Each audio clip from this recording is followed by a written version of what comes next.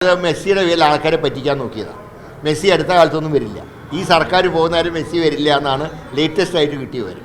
അപ്പോൾ മെസ്സിനെ വെച്ച് രാഷ്ട്രീയ മുതലെടുപ്പ് നടത്താനാണ് ഈ അബ്ദുറഹ്മാൻ ഉൾപ്പെടെയുള്ളവർ ശ്രമിച്ചത്. അത് വളരെയധികം അവർ കേരളത്തിലെ സ്പോർട്സ് പ്രേമികളോട് മാപ്പ് ചോദിക്കണം. മെസ്സി അടുത്താൽ ഈ സർക്കാരിലെടുത്താലും മെസ്സി ഇവിടെ വരില്ല. ഇപ്പോൾ ക്ലിയർ അല്ല, ഒപ്പിട്ടതിനെ സ്വാഗതം ചെയ്യുന്നില്ല. കാരണം ഇതുപോലത്തെ പദ്ധതികൾ മുന്നണിയിൽ പോലും ചർച്ച ചെയ്യാതെ ഏകപക്ഷീയമായിട്ട് CPM-ൻ്റെ ഇൻട്രസ്റ്റിൻ്റെ പേരിൽ ഒപ്പുവെച്ചാണ്. ഈ രീതി ശരിയല്ല. PM ശ്രീ പദ്ധതിയിൽ സർക്കാർ ഒപ്പുവെച്ചുവെങ്കിലും അതിൻ്റെ പൂർണ്ണമായിട്ടുള്ള വിവരം ലഭ്യമല്ല.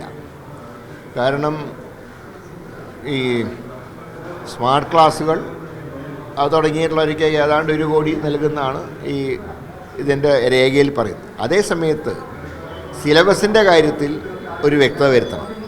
ഇപ്പം കേന്ദ്ര സർക്കാർ ചരിത്രത്തിനെ പോലും വളച്ചൊടുക്കുകയാണ്.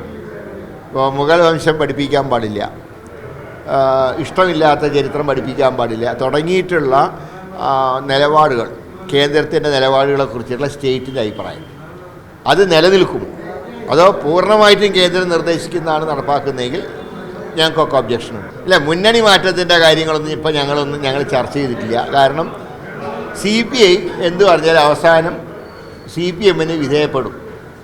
അതേസമയത്ത് CPI-യുടെ നിലപാടിൽ പ്രതിഷേധമുള്ള അണികൾ ഇന്നലെ തന്നെ ഒരു വിഭാഗം കോൺഗ്രസിൽ ലയിച്ചു. അണികളെ ഞങ്ങൾ സ്വാഗതം ചെയ്യുന്നുണ്ട്.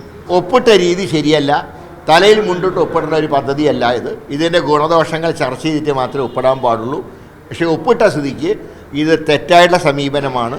അത് പാർട്ടിയും UDF അക്കാര്യത്തിൽ ഇതിനോട് ഒട്ടും തന്നെ യോജിക്കുന്നില്ല. ഞങ്ങൾ പറയുന്നത് കേരളത്തിൻ്റെ കാര്യമാണ്. PM ശ്രീ പദ്ധതിയിൽ അതാണ് ഞാൻ പറഞ്ഞത്, ഞങ്ങൾക്ക് ഇതിൻ്റെ അജണ്ട അറിയണം. അതായത് സിലബസിനെ ഇത് ബാധിക്കുന്നുണ്ടെങ്കിൽ ഞങ്ങൾ സമ്മതിക്കില്ല. ചരിത്രം വളച്ചൊടിക്കാൻ പാടില്ല. അതാണ് പാർട്ടിയുടെ നയം, അതാണ് മുന്നണിയുടെ നയം.